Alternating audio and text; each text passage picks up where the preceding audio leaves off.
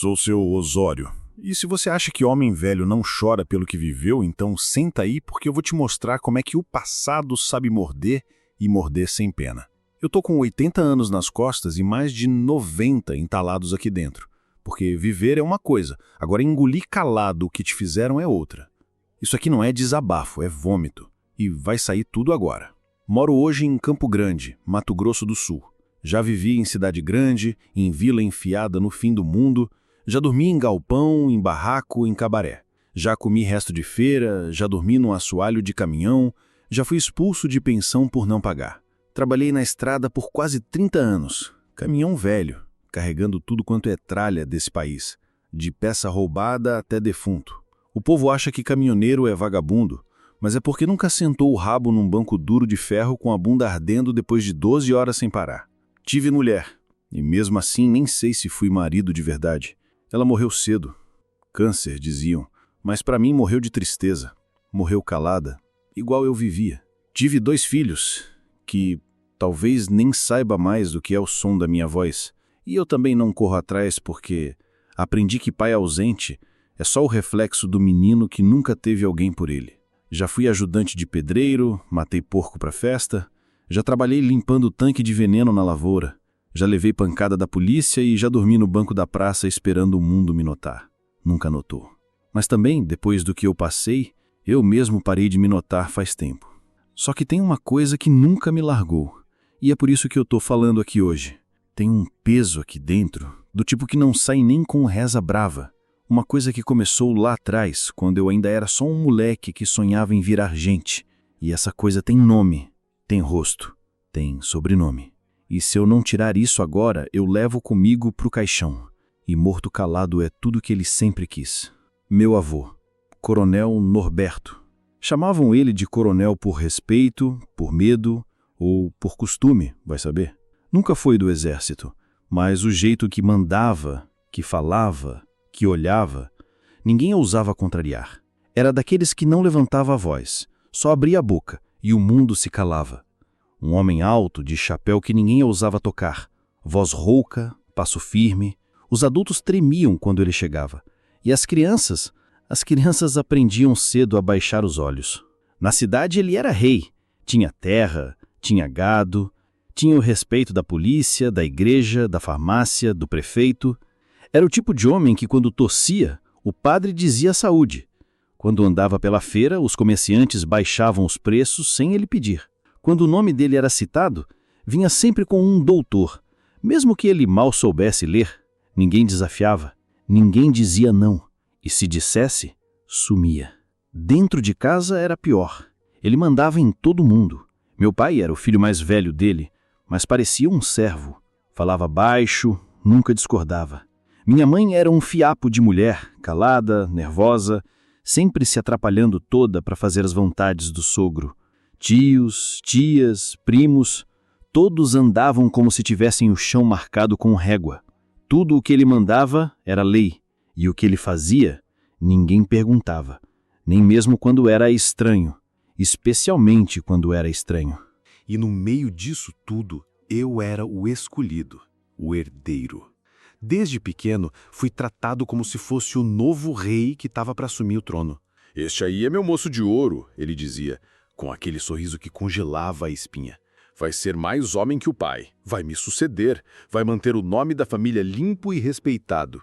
E todo mundo ria, concordava, dizia que eu era sortudo, que ia ter a vida feita, mas ninguém imaginava o que significava ser o preferido.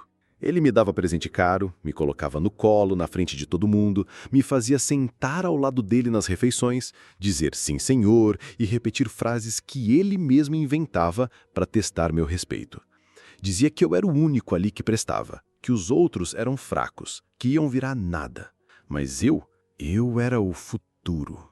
Era bajulação por fora, mas tinha veneno por dentro. E eu comecei a sentir isso cedo. Não sabia explicar.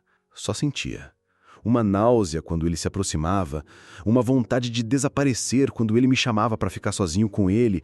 Mas como dizer não? Como dizer não quero ser o herdeiro?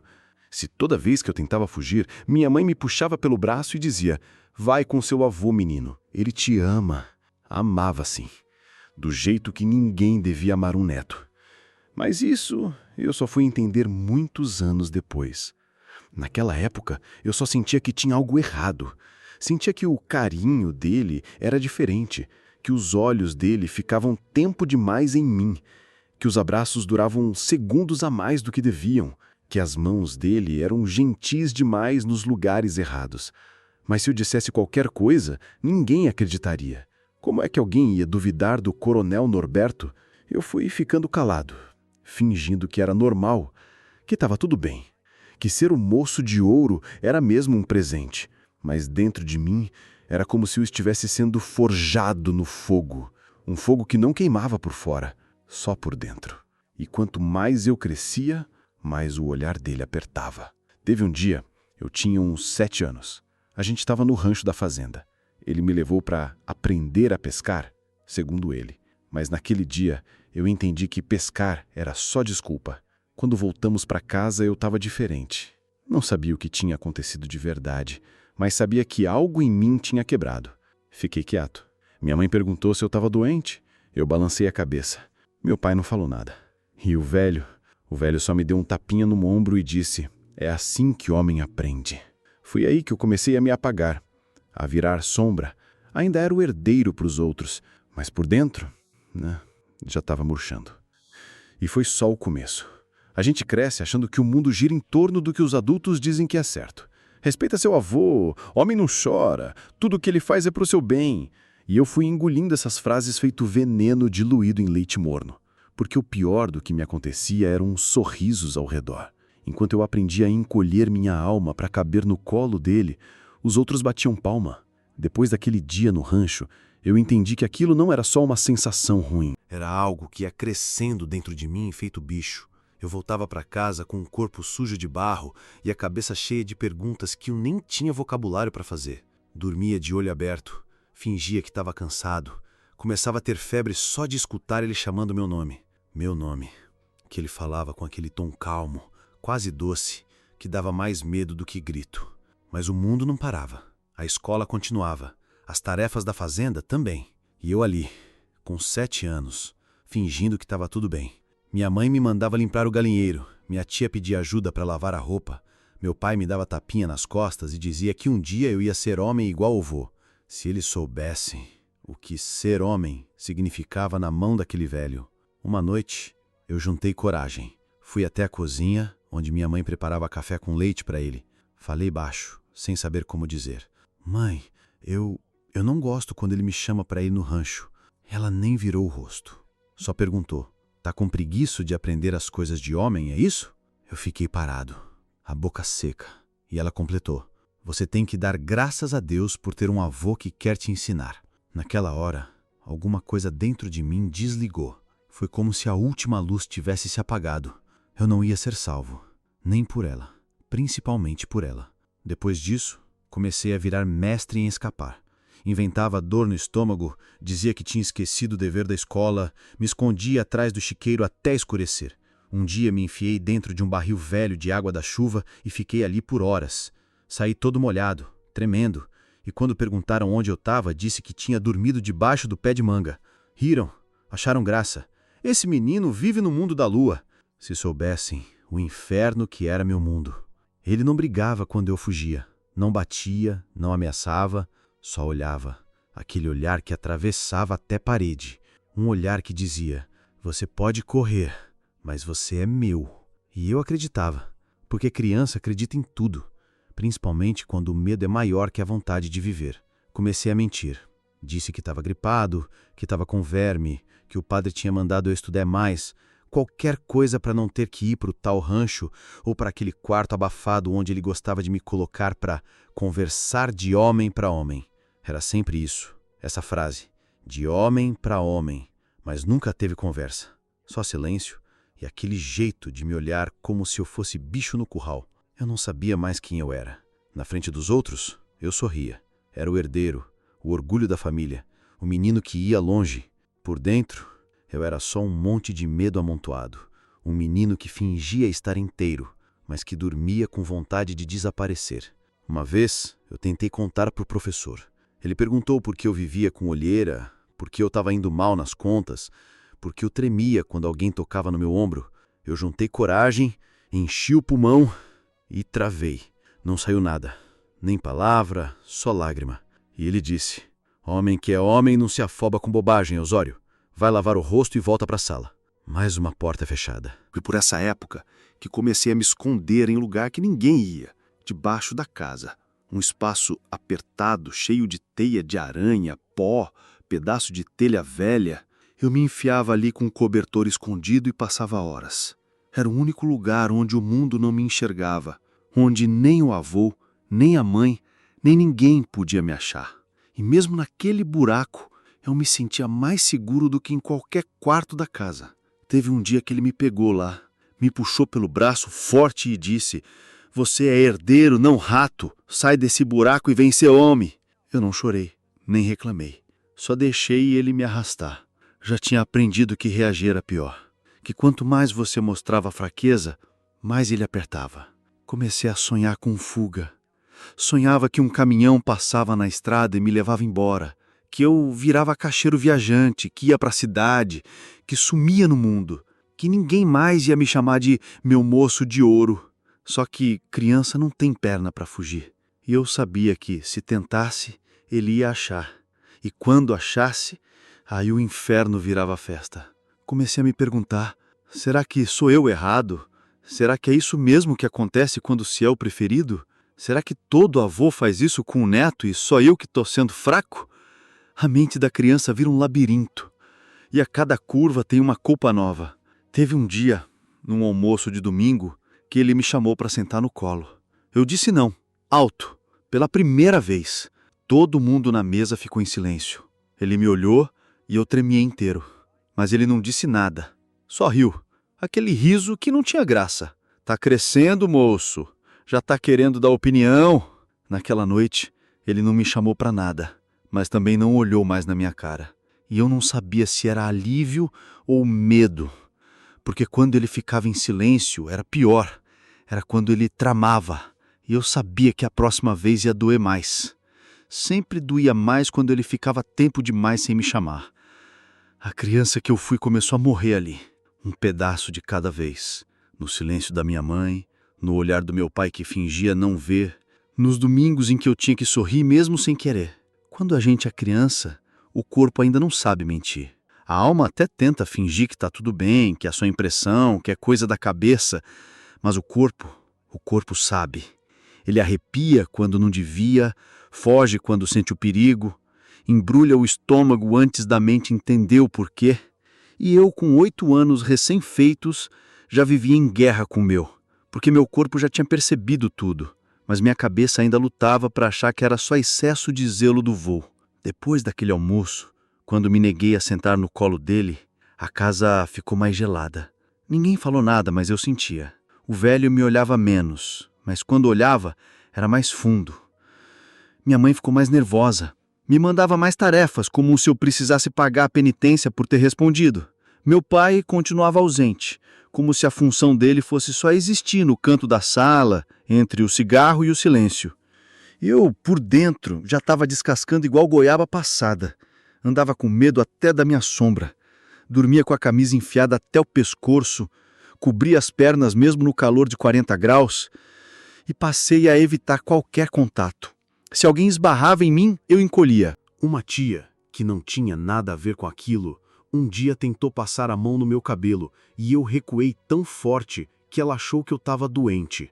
Esse menino tá com bicho carpinteiro, só pode, ela disse. E riram. Só que não era bicho, era lembrança, era antecipação, era medo de tudo que podia acontecer a qualquer momento, porque com ele nunca tinha aviso. Numa tarde de quarta-feira, meu avô me chamou. O tom era calmo, educado até demais. Vamos ali no rancho, preciso te mostrar uma coisa. Eu travei na hora, disse que estava com dor no pé. Ele sorriu. Então vai de chinelo. O que eu tenho para te mostrar não precisa de sapato. Olhei para minha mãe. Ela estava na varanda, varrendo com aquele jeito de quem não queria se meter. Nossos olhos se cruzaram por um segundo. Eu quase pedi ajuda, mas ela virou o rosto. E isso bastou. Fui. O caminho até o rancho parecia mais longo naquele dia. Cada passo meu doía. Não no pé, doía no peito. No fundo eu já sabia, eu só não queria acreditar. O rancho era uma construção velha, de madeira escura, que ele usava para guardar ferramentas, arreio de cavalo, saco de milho. Por fora era só poeira e cupim. Por dentro era onde ele me ensinava o que homem de verdade precisava aprender. Ele fechou a porta, como sempre fazia. Hoje você vai entender o valor do silêncio. Ele me sentou num caixote de madeira, pegou um pano e começou a limpar as mãos devagar. Eu tremia, literalmente. Tentava manter os olhos num ponto da parede, contar os pregos, qualquer coisa para não olhar para ele. Foi ali, naquele cheiro de ferrugem e suor velho, que ele começou a fazer aquilo que nunca devia ter acontecido entre um homem e um menino. As mãos dele já tinham ultrapassado limites antes, mas naquele dia ele foi além. Não gritando, não forçando, só fazendo, como quem acha que tem direito. E eu virei pedra. Não chorei, não reagi, só saí do meu corpo e assisti tudo de longe. Quando terminou, ele só disse: "Agora sim você está pronto. Herdeiro de verdade precisa confiar no sangue." E saiu, como se tivesse me ensinado a laçar cavalo. Fiquei ali, sentado no caixote, sem saber se ainda respirava. A poeira dançava no feixe de luz que passava por uma fresta da parede. E eu pensei, é assim que morre por dentro. Sem grito, sem barulho, sem ninguém saber. Naquela noite tomei banho escondido. Esfreguei tanto o corpo que saiu pele. Minha mãe perguntou por que eu estava vermelho. Disse que caí no chão.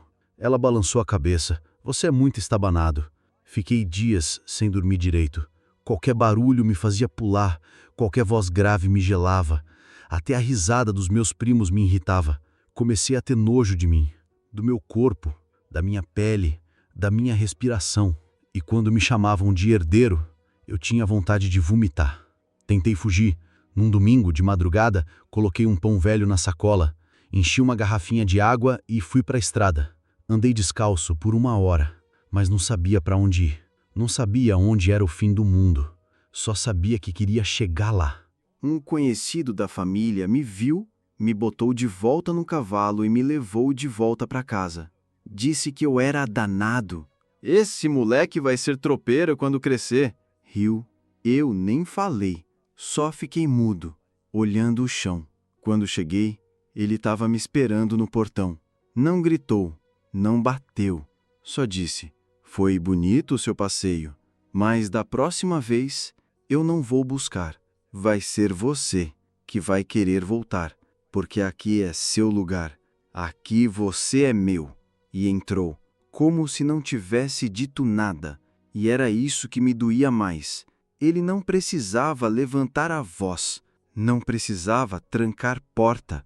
Ele só falava e tudo se desfazia dentro de mim. A partir dali, eu não era mais menino.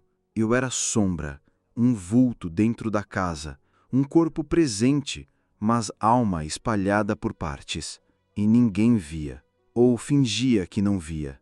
Faz uns dias que ele não me chama, nem para pescar, nem para rezar, nem para carregar saco de milho, nem olha direito na minha cara. E é aí que mora o perigo, porque quando ele encosta, eu sei o que vai acontecer. Agora, quando ele se cala, eu não sei nada, só fico esperando o escuro cair. A casa toda parece mais calma. A mãe voltou a rir alto com a tia na cozinha. O pai voltou a escutar rádio como se nada tivesse existido. Até disseram que eu estou mais comportado. "Viu como ele melhorou depois do retiro?" mentiu a vizinha para minha mãe, achando que entendeu alguma coisa da vida. O mundo acha que o silêncio é sinal de paz, mas para quem viveu no meio do furacão, silêncio é só o vento prendendo o fôlego. Eu tentei fingir que estava tudo certo. Acordava cedo, tomava banho, passava o pente no cabelo, engraxava o sapato para o colégio. O professor me elogiou: "Esse é um menino que vai longe." E eu pensei, longe de mim, talvez, porque eu já não sei onde eu estou. Já não sei quem é esse que sorri no espelho com a cara limpa, mas a alma toda podre. Comecei a esconder coisas. uma colher torta embaixo do colchão, um fósforo dentro do sapato, um pedaço de arame no bolso da camisa. Não sei para quê, só sei que me dava um tipo de controle, como se eu estivesse pronto. Para quê? Também não sei, mas pronto. À noite, eu levantava da cama no escuro, andava até o quintal, sentava perto do galinheiro e ficava olhando para o mato, escutando o barulho das cigarras e dos bichos que ninguém vê. Uma noite, vi o velho na varanda, só parado, me olhando. Nem mexeu um músculo. Eu também não. Ficamos assim uns minutos. Depois ele virou as costas e entrou, e aquilo me deixou doente o resto da semana. No colégio, comecei a apagar, literalmente. Escrevia as palavras pela metade, largava o lápis no meio da conta. Uma vez, rabisquei a folha inteira com o mesmo nome, Norberto. Nem percebi. A professora achou que eu estava com um tique nervoso, me mandou para a diretoria. O diretor me perguntou se eu estava com algum problema em casa. Eu só ri tão seco, que ele disse que talvez fosse só ansiedade, que ia passar. No domingo, teve almoço com a família toda. Galinhada, arroz soltinho, batata doce caramelada, aquele barulho de panela, de riso, de prato sendo batido com colher. O velho passou por mim com o prato na mão, olhou o primo mais novo e disse: "Esse sim vai ser homem de verdade." Eu não pensei. Levantei da mesa, peguei meu prato e joguei no chão. O arroz voou, o copo quebrei com a mão mesmo. Ninguém entendeu. Ficaram todos olhando. A tia gritou, a mãe me agarrou pelo braço. "Mas que diabo deu nesse menino?" Me trancaram no quarto. Minha mãe chorava lá fora. Meu pai só dizia: "Isso é coisa de menino mimado." E eu ali dentro, olhando para o teto, ouvindo a madeira estalar, sentindo a mão do copo cortado latejar, e nada.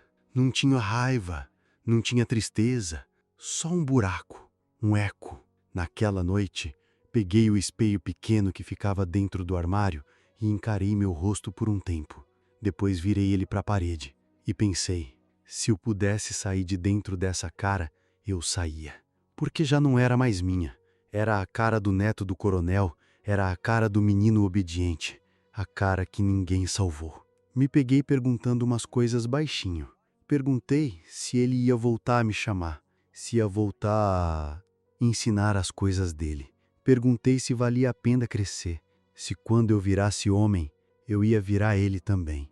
E eu mesmo respondia: "Não, você não vai ser ele, porque ele não tem medo, e você tem."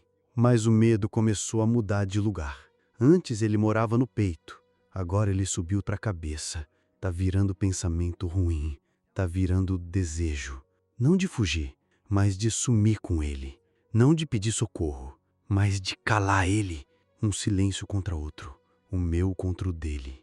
A mãe entrou no quarto na manhã seguinte com uma fatia de pão com manteiga. Me deu na mão e disse: "Come." Eu comi, sem olhar para ela. Ela passou a mão no meu cabelo e eu deixei. Mas quando saiu, eu fui até o banheiro e lavei a cabeça inteira, com sabão de pedra, até arder o olho. Ninguém me entende. E nem quero mais que entendam. Acho que estou começando a virar uma coisa que não tem volta. A casa amanheceu silenciosa naquele dia. O sol bateu nas janelas, a poeira dançou no feixe que entrava, mas eu sabia, naqueles raios não havia calor, só evidência. Evidência de que tudo tinha voltado ao normal, pelo menos do lado de fora. Mas eu sabia a verdade. Eu estava na cozinha quando ouvi a voz do avô, doce como oferta de veneno. Ele voltou a pegar a colher sozinho, já está comendo direito. Isso me anima, dá gosto de ver a criança aprendendo a viver. Eu fingi que ouvia. Continuei batendo o arroz na panela, pensando que não podia parar. Sabia que se parasse, ele ia tentar de novo, que ele ia insistir em endireitar o que ele julgava torto.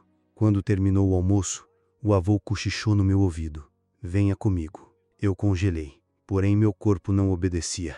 Eu já não era mais o menino que saía correndo. Meu corpo agora sabia o que vinha, e já não podia fugir dele. Ele me levou para o rancho, aquela construção de ferramentas e cheiro de onça de coleira. Fechou a porta e acendeu uma luz fraca. Meu estômago revirou mesmo antes de perceber qual era a situação. Eu esperei, ele começou, voz baixa, que você se ajeitasse, que esquecesse aquele susto, aquela palavrinha feia que soltou domingo. Mas aí pensei, não, você é meu, e tudo que é meu vai para onde eu quiser. O pulso dele agarrou meu braço numa força que doía. Eu tentava ficar parado, mas tremia. Um tremor involuntário, interrompido por 2 a 4 segundos, depois voltava ainda mais forte. Ele pegou a cadeira, me empurrou sentar. Meu rosto ficou colado com a madeira gasta. As mãos dele seguraram meu pescoço, sem machucar, mas com decisão, com um dom. Era como se estivesse dizendo, ou faz, ou bate. Não teve grito, apenas aquela voz fria ensinando o que o avô chamava de lição de homem. Ele me instruiu a colocar a boca onde a vergonha gruda, sem explicitar com palavras cruéis, mas deixando claro que eu sabia. Ele disse, meu menino não faz feio, faz o que tem que fazer, entendeu? Eu não entendia nada, só sabia que não podia fazer nada além de obedecer. E obedeci. Fiquei lá, até a lâmpada tremer, até não saber como respirar, até não me reconhecer. Ele soltou, ajustou a calça, a mão dele passou na barba, se limpou nos dedos. Editei a versão antiga de você. Agora voltou ao original. Ele abriu a porta, saiu e deixou a sombra do avô me observando sair pelos cantos do rancho. Quando cheguei no galinheiro, senti o vazio da casa me acompanhar. Eu vomitei um desespero que estava preso na garganta desde que eu era pequeno. Vomitei o asco que invadiu meus órgãos, vomitei tudo que o avô me enfiou e tudo que eu engoli durante anos para ser o moço de ouro. No chão de barro, eu me ajoelhei. O vô veio atrás, abriu a porta, me viu lá, miúdo, com cara de dejeto. Ele silenciou. Limpa isso daqui antes que a mãe veja. Ele falou como se limpasse entulho normal. Eu levantei sem olhar para ele, subi a casa de costas. Tomei banho com água fervente para tirar o cheiro dele. Feriu a pele. Eu deixei. No quarto, sentei na beirada da cama. A porta trancada. Fechei os olhos. As lágrimas vieram. Não choro de menino. Vem de coisa velha presa nas costelas. Vem de nó que não desamarra. Vem de sangue escondido na alma. Ouvi um barulho do lado de fora. Minha mãe tinha chegado para ver se eu estava bem. Eu disse, tô bem. Minha avó saiu fina. Ela abriu a porta, me viu, hesitou, disfarçou com a saia, perguntou se eu tinha febre. Eu disse que não. Ela fingiu que acreditou. Os dias seguintes foram longos corredores vazios. Na escola, as mãos tremiam de novo. O colarinho me apertava. Os risos dos meninos soavam feio, como se o mundo estivesse errado. Joguei meu lanche no lixo da cantina. Almocei só um pedaço de pão que eu tinha escondido. Saí cedo. Fui pro rancho cuidar de nada. Você pode até achar que não fiz nada, mas fiz. Aprendi que nem todos os abraços são afeto. Aprendi que nem todas as mãos são salvação. Aprendi que o corpo pode ser uma prisão e que nem sempre se pode fugir dele. Aprendi também isso. O medo dele tá no meu sangue agora. Toda vez que alguém sorri parecido com ele, meu rosto endurece. Toda vez que alguém chama minha atenção, eu encolho. Toda vez que alguém diz, você tá bem? Eu sinto alguém próximo a dizer, não, e se você não fizer, vai apanhar. E eu lembro de vomitar tudo aquilo. O avô passou por mim esses dias. Me pegou no braço, me olhou de canto de olho e soltou, tá pronto, meu moço. Eu não respondi, e ele sorriu. Eu pensei, se ele acha que me curou, é porque me quebrou. Eu parei de sentir. Não foi de um dia para o outro. Não foi com barulho. Foi no silêncio mesmo. Igual quando a gente apaga uma lamparina no canto do cômodo e nem percebe que ficou no escuro. Depois daquele dia no rancho, tudo continuou igual. Só que não era mais eu vivendo aquilo. Era uma casca. Eu me levantava, comia, ia para o colégio, fazia tarefa, o corpo fazia tudo. Mas por dentro, nada. Nem tristeza, nem alegria, nem medo, só oco. Minha mãe passou a me olhar diferente. Apertava os olhos como quem tenta adivinhar o que aconteceu. Tinha horas que ela ficava me encarando no almoço, depois baixava a cabeça e falava alto: "Esse menino tá esquisito." Meu pai soltava um: "Deixa de besteira, mulher. Menino assim precisa de vara, não de análise." Na escola comecei a tirar nota baixa. Escrevia as letras ao contrário, deixava os exercícios em branco. A professora me chamou na frente da sala uma vez, pediu para eu ler um texto. Minha boca secou. Li tudo atropelado. E no fim ela disse: "Você não era assim. Cadê o osário que vinha com as lições prontas e sorriso no rosto?" Sorriso? Eu nem lembrava mais o que era isso. Em casa, minha rotina virou silêncio. Parava debaixo do chuveiro sem me ensaboar. Ficava 10 minutos olhando para a torneira pingando. No quarto fingia estudar. Só riscava o caderno com palavras sem sentido. Sumir, vazio, pedra, matar. Uma noite escutei meu pai dizer para minha mãe: "Esse menino precisa de correção. Vamos mandar ele para a casa do pastor Ambrósio. Aquele sabe lidar com alma desviada." Minha mãe não respondeu, mas dias depois ela me trouxe um terço novo. Disse que era para me proteger. Eu olhei aquele colarzinho de contas e pensei: proteção de quê, mãe? Do que já está dentro de mim? Passei a andar com ele no bolso, mas não por fé, por medo do que eu podia virar sem nenhum fio segurando. O avô, ele voltou à rotina normal.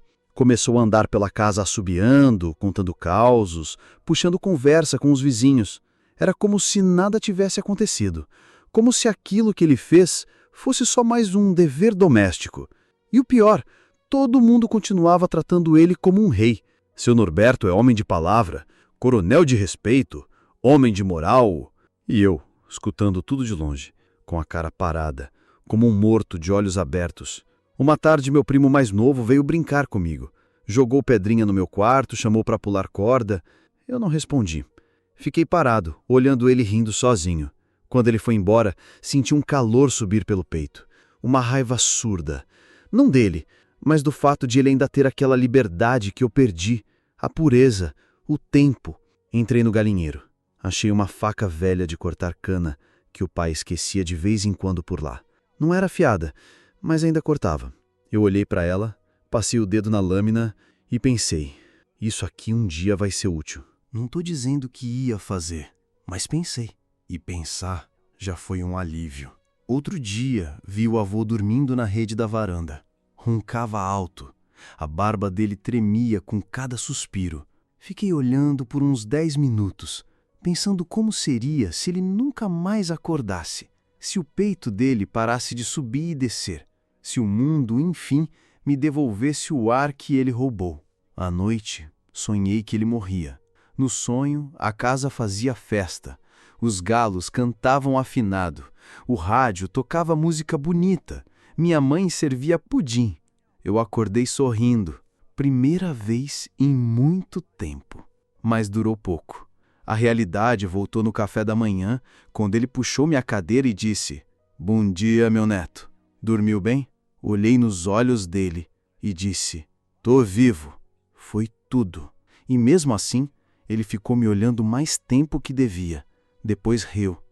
Isso que importa. Importa. A única coisa que importa agora é que ele não sabe quem eu virei. Ele ainda acha que eu sou menino, aquele do colo, do rancho, do medo. Mas eu não sou mais. Agora eu sou o que sobra depois do que ele fez. Sou o pedaço que não quebrou. Sou o que vai esperar o dia certo. E quando chegar, não vai ter rancho que esconda. Meu tio apareceu de repente, com aquele jeito de quem nunca ficou parado em lugar nenhum. Era irmão da minha mãe, mas ninguém falava muito dele. Diziam que vivia na estrada, puxando carga de um lado para o outro. Eu só lembrava do cheiro de diesel e da risada dele que parecia mais latido que alegria. Quando chegou, me olhou de cima a baixo, coçou a barba e disse: "Esse é o neto do coronel? Tá precisando ver o mundo, menino. Essa terra aqui só cria bicho calado." Minha mãe sorriu amarelo. Meu pai ficou de canto, com cara de quem não gostava da ideia. Mas meu tio insistiu. "Leva ele para a cidade por uns tempos. Me ajuda com umas entregas. Aprende a vida, respira outro lar." O avô não disse nada. Ficou só escutando da varanda. A cadeira de balanço rangendo, o cigarro queimando devagar. Quando meu tio se despediu para voltar no dia seguinte, ele falou: Você cuida dele direito. Não era pedido, era ordem disfarçada. E assim, no outro amanhecer, eu estava subindo na boleia do caminhão do tio, com uma sacola de roupas, uns trocados no bolso e o coração latejando, sem saber se era medo ou esperança. A estrada era longa, barulhenta, empoeirada, mas era nova, e isso já bastava. Meu tio fumava, contava causos, xingava o trânsito e me chamava de moleque da terra. Eu respondia pouco, preferia observar. Cada ponte, cada casa de beira de pista, cada placa. Tudo me parecia mais livre do que o rancho, mais longe dele. Paramos numa cidade do interior de São Paulo. Ele descarregou umas caixas num armazém e depois me levou para comer pastel na feira. O barulho das vozes, o cheiro da gordura, o povo andando sem saber quem eu era, me deu uma tontura boa. Por um momento, achei que talvez, só talvez, a vida pudesse ser outra coisa. À noite, dormimos no quarto de uma pensão. 2 camas, um ventilador barulhento e paredes finas.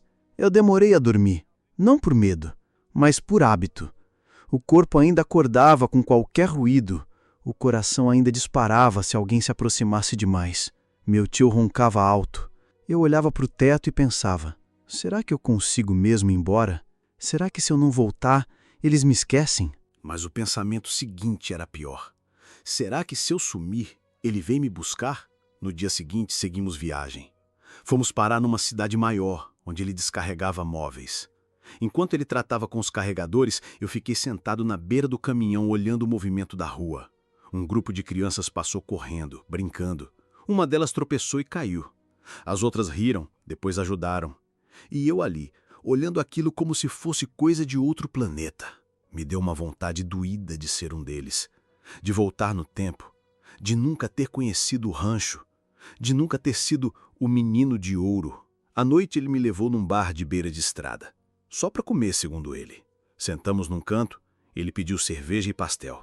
Fiquei com refrigerante. Uma moça veio servir. Usava batom vermelho, rabo de cavalo, cheiro forte. Me olhou com curiosidade e disse, seu filho? Sobrinha, tá aprendendo a viver? Ela sorriu e disse, cuidado, a vida ensina com tapa. Eu fiquei com aquilo na cabeça, porque eu já sabia disso. E não foi tapa leve, não. Dormimos no caminhão naquela noite.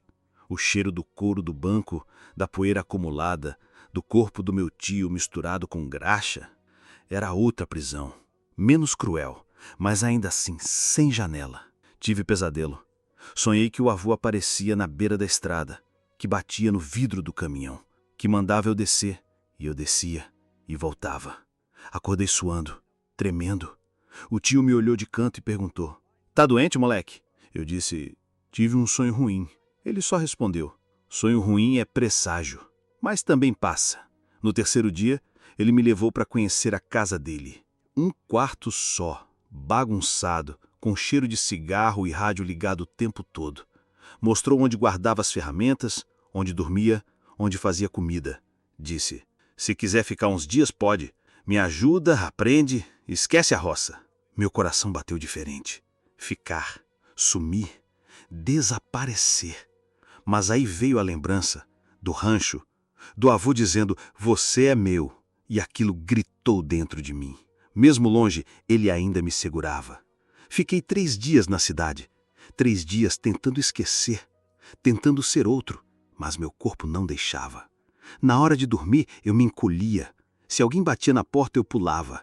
Se o rádio falava em família, eu desligava. Voltei para a fazenda do domingo. Meu tio queria que eu ficasse mais, mas eu disse, tenho que voltar. Ele não insistiu. Me levou de volta. Deixou na porteira, me deu tapinha nas costas. Vai virar homem, hein? Eu só balancei a cabeça. O avô me esperava na varanda. Divertiu? Eu disse, vi coisa nova. Ele riu e respondeu, mas voltou. É isso que importa. E eu pensei, por enquanto. E se você chegou até aqui, não se esqueça de se inscrever no canal, deixar o seu like e me dizer de onde é que você está me ouvindo. Voltar foi como entrar num filme antigo. Tudo estava no mesmo lugar, mas nada tinha o mesmo cheiro. Nem o feijão da minha mãe, nem o barulho do poço, nem o som dos pássaros de manhã. A diferença era em mim. O que antes me dava medo, agora me dava enjoo. O rancho, a varanda, a cadeira de balanço do avô, tudo parecia cenário de um crime encoberto por cortinas floridas. O velho me olhou de longe, de cima a baixo, fez aquele meio sorriso de canto de boca e disse: "O mundo não te encantou muito, né?" Eu não respondi. E ele achou graça disso. Menino que volta para casa é menino criado com raiz. Raiz? E eu pensei, se essa raiz é ele, eu sou o galho podre. Mas por fora, continuei calado. O silêncio virou meu disfarce. Os dias voltaram à rotina. Café amargo, pasto seco, galinheiro fedorento. Mas agora eu via tudo diferente. Meus olhos começaram a funcionar como os do avô funcionavam. Mas não para controlar, para decifrar. Comecei a entender os passos dele, o horário que ele cochilava, o tempo que levava no banho, o som que o sapato fazia quando andava no assoalho. Tudo virou cálculo. Tudo passou a ser contado, cronometrado, memorizado. Eu não queria mais fugir. Queria acertar, mas não com impulso, com certeza. Comecei a guardar coisas. Um pedaço de corrente velha, uma chave inglesa, um canivete sem fio, um prego enferrujado que achei na cerca. Tudo escondido debaixo do fundo falso do baú que ficava no meu quarto. Ninguém mexia ali, nem minha mãe. Aos poucos, fui deixando de ser o neto. Comecei a virar sombra dentro da casa. Minha mãe dizia que eu estava mais quieto que de costume. Meu pai me mandava procurar serviço em vez de andar com cara de enterro. Mas ninguém me via de verdade. Nem queriam. Comecei a escutar as conversas da casa de um jeito diferente. Atrás da porta, por trás da cortina, fingindo que dormia no alpendre. Peguei a mania do avô. Mas ao contrário dele, eu não usava o que ouvia para manipular. Usava para entender. A tia dizia que ele estava mais cansado, que tossia de madrugada, que às vezes esquecia onde tinha deixado as coisas. A mãe achava que era só idade, mas eu via ali uma brecha. Uma tarde, enquanto ele dormia na cadeira de balanço, fui até a cozinha. Peguei o facão que ficava pendurado no gancho.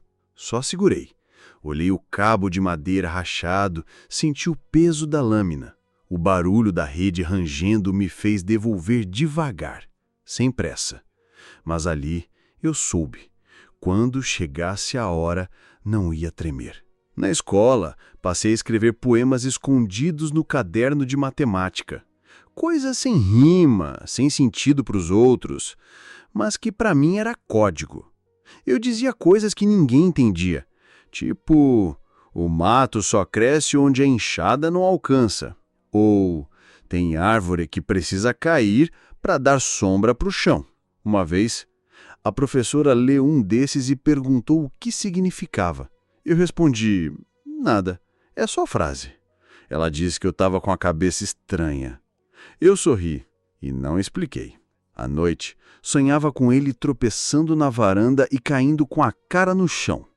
Em alguns sonhos, ele pedia ajuda. Em outros, ele ria mesmo sangrando. E tinha vezes que ele desaparecia por completo. Eu acordava suando, mas não com medo. Era como se meu corpo estivesse ensaiando o momento certo. Comecei a testar a coragem. Cheguei a bater porta na cara dele, não de propósito, mas também não pedi desculpa. Uma vez ele me chamou para o rancho e eu disse, "Tô ocupado." E fiquei. Ele olhou de longe. Apertou os olhos, mas não insistiu. Outro dia, falei alto com o meu pai na mesa. A mãe arregalou os olhos. O velho tossiu e eu continuei comendo. As correntes estavam se soltando, mas não de fora, de dentro. Eu me peguei pensando em veneno. Na horta tem uma planta que a gente evita. Folha bonita, mas mata bicho grande em 2 horas. Comecei a observar ela. A cor, o cheiro, a quantidade. Passei a pensar em mistura, em dosagem, mas tudo ainda na mente. Nada de verdade. Não porque faltava coragem, mas porque ainda faltava um momento. Porque tem coisa que se faz só uma vez, e tem que ser no dia certo. Minha mãe, sem saber de nada, Veio me perguntar se eu queria ir à missa com ela. Disse que fazia tempo que eu não me confessava. Eu disse que não precisava, que Deus já sabia. Ela me olhou estranho, como quem viu outro filho no lugar do dela. E era isso mesmo. O menino que ela pariu ficou no rancho, sujo, de joelho no barro. O que voltou é outro, e esse não vai morrer sem fazer o velho sentir. Voltar para a rotina foi como voltar a calçar um sapato que já não servia mais. Os cômodos da casa ainda estavam no mesmo lugar, os móveis, os rostos, os ruídos da madrugada, tudo igual, só que eu já não era o mesmo corpo que eles esperavam. O avô percebeu isso no terceiro dia, quando olhou para mim na mesa e disse: "Tá andando estranho, menino." Respondi seco: "É a perna crescendo, o pé que não cabe mais no sapato." Ele riu, mas o riso não veio limpo.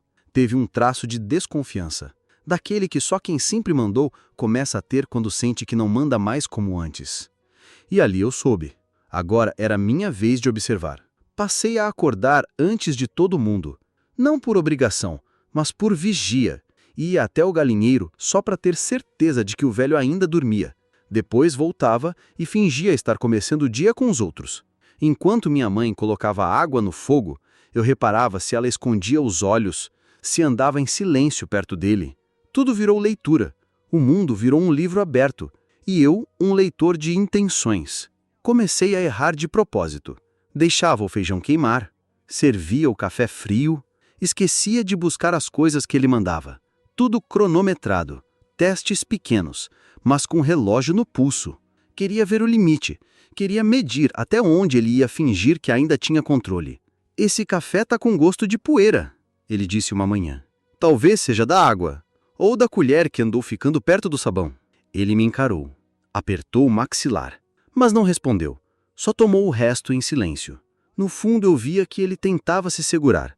O orgulho dele morava no teatro do autocontrole, mas era só fachada. A alma dele era de punho fechado e dedo em riste, e eu queria ver essa alma sangrar no olho. Comecei a anotar os horários dele.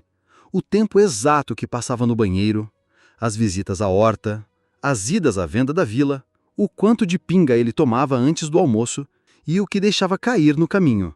Montei mapas na cabeça, rotas de fuga, pontos cegos, horários em que a casa ficava sem ninguém na cozinha, sem ninguém nos fundos. Eu não sabia ainda o que ia fazer, mas sabia que o momento vinha. E quando viesse, eu ia estar pronto. Não por impulso, por certeza. Certa noite, ele pediu que eu fosse com ele até o rancho buscar uma corda. Falou com aquele tom de sempre. "Vem cá, me ajuda ali", como se tudo tivesse voltado ao normal.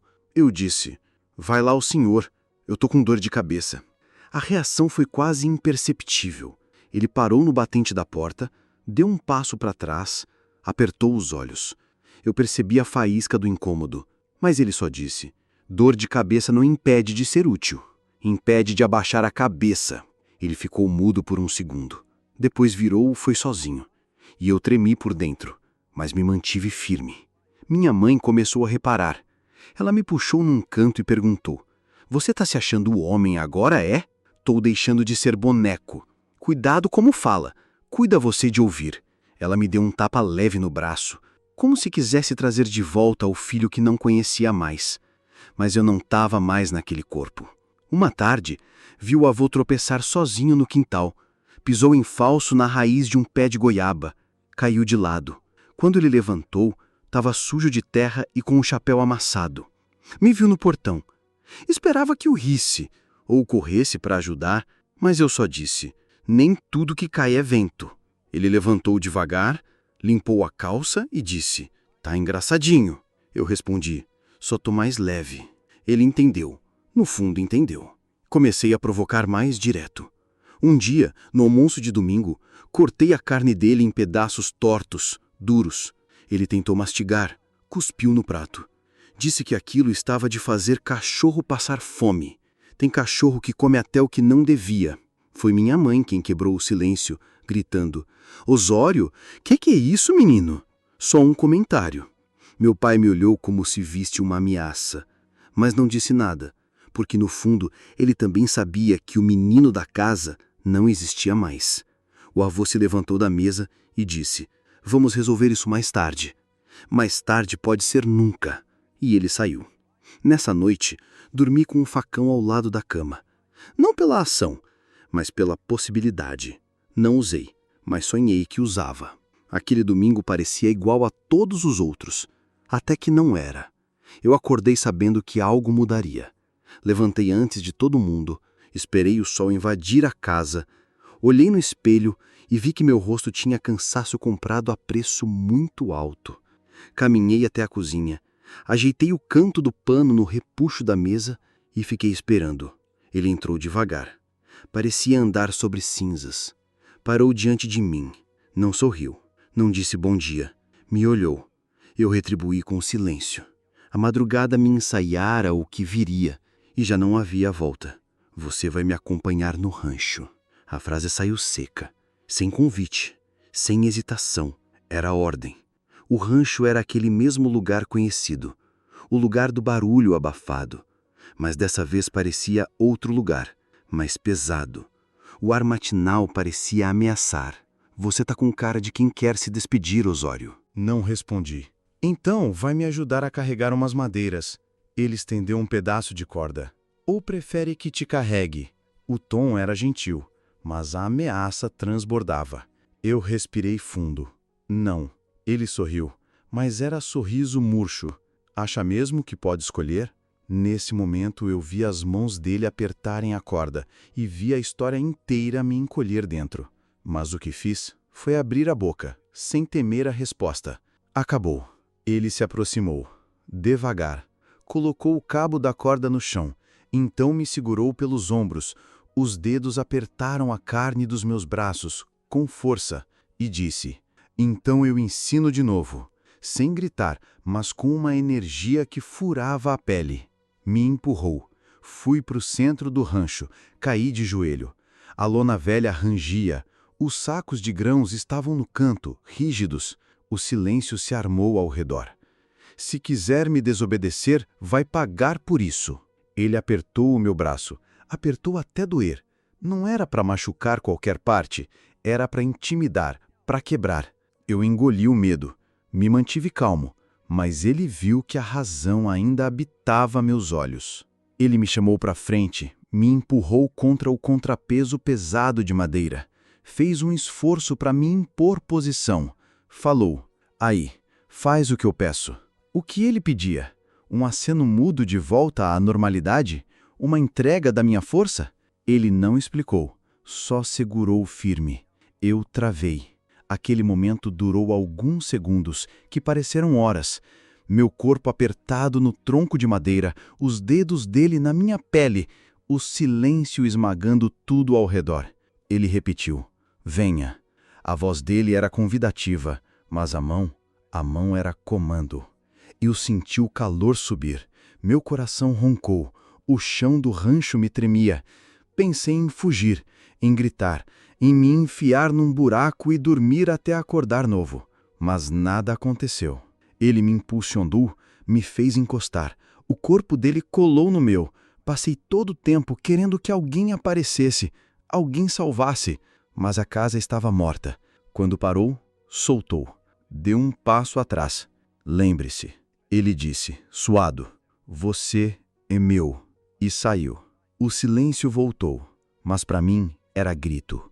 Um grito que nenhum ouvido ouviu, só meu corpo sentiu. Eu fui cambaleando até o chão. Sentei na poeira, as pernas bambas. O sol entrou por uma fresta, iluminou a corda encostada na madeira. A luz parecia acusar o que tinha acontecido. Acordei deitado. Não sabia quanto tempo depois. Tinha marcas nos braços. A pele ardia. O peito doía. A mente latejava. E a sensação era única. Fui vencido. Pela última vez. Levantei com dificuldade. Cada passo parecia pisar em estilhaços. Caminhei até o quintal, onde um feixe de lenha estava amontoado. Coloquei água no balde e lavei o rosto. A água parecia morna, quase sangue. Meu olhar encontrou o reflexo tremido. Assim que viu as marcas, o espelho virou-se para a parede. Você não é o Osório que eu conheço, dizia sem dizer. Voltei para dentro. Minha mãe olhou, preocupada. Você bateu com a porta? Não. O que foi? Acordei diferente. A voz saiu distante, como se não fosse minha. Voltei para o quarto. Me deitei. Acordei várias vezes. Horas depois, o sol nas costas. A tarde chegara. Me levantei de novo. No café da manhã do dia seguinte, o clima era pesado. O barulho dos talheres se batendo, o cheiro da comida, até o canto do sabiá soando esquisito. Ele entrou. Parou no batente. Me olhou. Aquela cara mistura de raiva com medo da fragilidade. Você ainda tá aqui. Tô. Se acha pronto para resolver? Tô. Ele cerrou os punhos. A respiração dele se alterou. Veias começaram a estalar na testa. Meu corpo já estava frio. Só meu olho continuava quente. Jesus, moleque, tu tá querendo me matar? Tô te dizendo que vai dar o dia de hoje.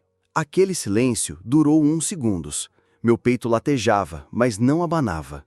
De repente, a mão dele subiu. Voltou a cair. O corpo dele ficou duro. Ele pareceu buscar ar. Agitou-se e desmoronou no chão. A família correu. Minha mãe gritou. Eu apenas dei um passo atrás. O avô estava estirado, o olhar vazio, a barba branca coberta de suor. Começou um murmúrio, um som estranho de gente engolindo o medo. Meu pai tentou segurar o colo dele. Ele respirava com dificuldade, pigarreou um último grunhido e parou. O silêncio virou grito agora. O avô estava morto. Eu vim até ele, o encarei. Fitei os dedos rígidos, o rosto encarcerado. Minha mãe ajoelhou no meu ombro gritando que ele era sangue do meu sangue. O pai dizia que aquilo não podia ser. A casa virou gente chorando e soluçando. Eu só disse: Ele vai dormir em silêncio. E naquela frase, senti uma ferida abrir dentro, mas também senti que a armadilha tinha se fechado. Ele havia parado de existir, mas aquela força escura que mantinha presa minha alma agora cessou. A manhã depois da queda foi seca, como se o céu também tivesse resolvido parar. O corpo do avô ainda jazia no chão da cozinha, coberto com um lençol que cheirava a armário trancado. As moscas rodavam em volta, mas ninguém ousava espantar. Cada um da casa parecia flutuando, sem saber direito se era luto, medo ou vergonha que doía mais. Minha mãe andava de um lado para o outro, fazendo café sem saber por quê. Meu pai arrastava os pés, com a cara de quem tinha engolido veneno e agora esperava o efeito. Ninguém me perguntava nada, mas os olhos me julgavam, me perfuravam em silêncio. A polícia veio mais por protocolo do que por interesse. Um infarto em casa, um velho de respeito morto diante da família. Deram uma olhada rápida, anotaram qualquer coisa e se foram. Não quiseram saber de histórias atravessadas, porque homem que morre velho, morre limpo. Pelo menos é isso que a cidade gosta de acreditar. As palavras que ele disse antes de cair ficaram na minha memória como faca guardada. A raiva dele, o último impulso, o jeito que o corpo dele cedeu no meio da ameaça, nada disso era justiça, era só consequência. Mas ninguém ali queria saber das causas, só do vazio. Mais tarde, quando o corpo foi levado, minha mãe sentou no canto da sala com os olhos perdidos. Não chorava alto, nem batia no peito. Era um choro seco, de quem sabe que alguma parte da história dela desmoronou também. Ela olhava para o chão como se esperasse que dali brotasse uma explicação. Ela entrou no meu quarto à noite, sentou na beira da cama. Os olhos dela diziam tudo: medo, culpa, vergonha, talvez até uma pergunta que ela nunca teria coragem de fazer. Eu não disse nada. Também não ofereci consolo. A dor era de cada um agora, e o silêncio era o único laço que restava entre nós. Meu pai passou pela porta pouco depois. Olhou para dentro, viu os dois corpos calados e seguiu sem dizer palavra. Acho que ele preferia não saber. Era mais fácil assim. Mais fácil seguir sendo o homem que carrega saco nas costas e fecha os olhos para o que acontece dentro de casa. No dia do velório, o povo se empilhava em volta do caixão. Choravam, rezavam, lembravam dos tempos em que ele ajudava a vila, organizava festas, defendia a família. Ninguém queria lembrar do que ele fazia quando a porta se fechava. Fiquei de longe. Não quis me despedir. Já tinha feito isso anos atrás, quando a inocência foi enterrada viva no rancho. Um primo tentou puxar conversa, mas bastou o meu olhar para ele entender que não havia espaço, nem para simpatia, nem para hipocrisia. Enterraram ele com missa, cruz, palmas e promessas de que vai com Deus. Mas eu sabia. Ele não ia com Deus. Ia com os gritos mudos que deixou em mim. Na madrugada seguinte, não dormi. Fiquei sentado na cadeira que era dele, encarando a escuridão, sentindo o peso do que ainda me sobrava por dentro. O cheiro da casa ainda era o mesmo. O som das tábuas, as paredes encardidas, mas agora tinha espaço. Agora tinha ar. E junto com o ar veio o buraco. Nenhum grito, nenhuma vingança. Só vazio. Um buraco do tamanho de tudo que me tiraram. Peguei o facão dele e enterrei no meio do chão do galinheiro. Cravei fundo. Não por raiva, mas por lembrança. Ali foi onde meu corpo entendeu o que era viver em silêncio. E agora, o silêncio era meu. Ninguém falou comigo nos dias seguintes. Os olhos da vila me seguiram, mas a boca deles se calou, porque todo mundo desconfiava, todo mundo sabia e preferia continuar fingindo. A liberdade veio sem festa, sem céu azul. Veio com lama no peito e um peso novo, o de continuar vivo depois do fim. E ali, sentado no tronco de lenha que ele usava para cortar feno, eu entendi. Não é porque ele morreu que acabou. Acabou foi a parte que eu precisava matar para poder seguir. O resto ainda vai doer. Mas pela primeira vez, essa dor é só minha e eu posso escolher o que fazer com ela. Os meses que vieram depois da morte do avô se arrastaram como remédio amargo, necessário, mas indigesto. A casa, já dormindo desde o dia do infarto, continuava absorvendo a vida miúda que restava. Minha mãe, por dias, circulava pela casa num compasso surdo. Acordava, preparava café, lavava a louça, passava pano no chão e voltava para o quarto e se fechava ali. Era um luto de rotina, não de dor, mais proteção a ela mesma do que homenagem. Meu pai, por sua vez, se transformou num espectro. Percebi que ele havia parado de falar pra gente. Não era grosseria, era um silêncio mais pesado, como se tivesse guardado a língua em maçaroca e a tivesse publicado em gola alta. Me olhava às vezes, olhar surdo como quem tenta enxergar algo que perdeu, mas não havia intenção de falar. O lar havia ficado frio e grande demais para qualquer palavra. A vila foi toda filtrando o meu rosto pela lente da morte. Se antes me chamavam de moço de ouro do coronel, agora me cumprimentavam com acenos curtos e cabeça baixa. Eram olhos de pena, de julgamento e de distância. Parecia que todos achavam que, após o que aconteceu, era impossível sermos os mesmos. Como se eu tivesse perdido consistência, tornara-me pergunta desconfortável. Eu me vi transformado em caso de estudo. O que se faz com um menino que viu as costas do avô pela última vez? Me tornei figura apagada em encontros casuais. Fui excluído de comprinhas na cidade, evitado nos almoços de domingo, ignorado nos gramados onde antes rolavam bola. O silêncio daquele dia interiorizou-se e me ensinou a me mover invisível. Depois que o corpo dele foi embora, a casa era feita de silêncio e mobília vazia. Eu acordava no mesmo quarto, beirando o sol, e respirava uma casa que rangia de falta. O rancho continuava no mesmo canto, com as frestas dormindo entre as tábuas, mas sem o cheiro envolvente de onça e brasa. Explodi lá dentro uma vez, só para sentir a alegria de esvaziar. Meus passos foram certos de reparo, chão que precisava ser limpo, telhado que precisava de cobertura, ceras que esfriavam no pote, tudo para mostrar a mim mesmo que ainda podia fazer algo direito. Mas ninguém pediu isso. Então fiz mesmo assim. Era intervenção emocional com ferramentas de tesoura. Cortar a terra, aparar o mato, restaurar a cerca, limpar a moera. Cada gota de suor parecia matar um pedacinho do medo que ainda me vivia como dono da casa. Nesse período, uma figura inesperada reapareceu. A professora da infância. Viera buscar o retrato dos alunos da roça para colocar no roteiro da escola. A vi na porta, observando meu rosto marcado, puxando leve, curiosa. Ela comentou algo sobre meu olhar. Você parece mais velho. Eu disse que precisava cuidar da fazenda. Fui mudo, mas não insensível. O troféu discreto de alguém que vê nosso ponto frágil. Houve um minuto de leveza naquela tarde. Almoçamos juntos, cevaram o gado, um olho no que ela perguntava, o outro no que ficou da infância. Depois ela foi embora, sibilando. Estamos aqui se você quiser lembrar, neto de coronel. Achei bonita a frase dela, não porque confortava, mas porque me lembrava que havia outros caminhos de intimidade, além do medo e do rancor. Naquela noite, peguei meu caderno velho e escrevi. Escrevi sem compasso, sem rima e sem pensar. Coloquei tudo o que já senti: o vazio, o trabalho, o arrependimento de ser o que fui, a força que encontrei limpando telha e piso. Fechei o caderno e o guardei num fundo falso, junto ao cinto que usei para sustentar a alma até ali. A vida continuou. Eu ainda dormia com o facão encostado.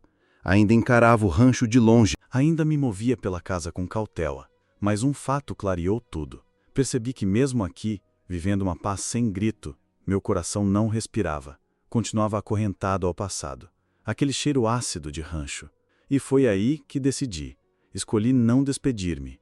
Sabia que a casa não me chamaria, nem a vila, nem a sombra das palavras me escravizaria se eu ausentasse. Então, do dia para a noite, juntei casacos, meus papéis, um saco com documentos, poucas moedas, a velha faca e meus pensamentos.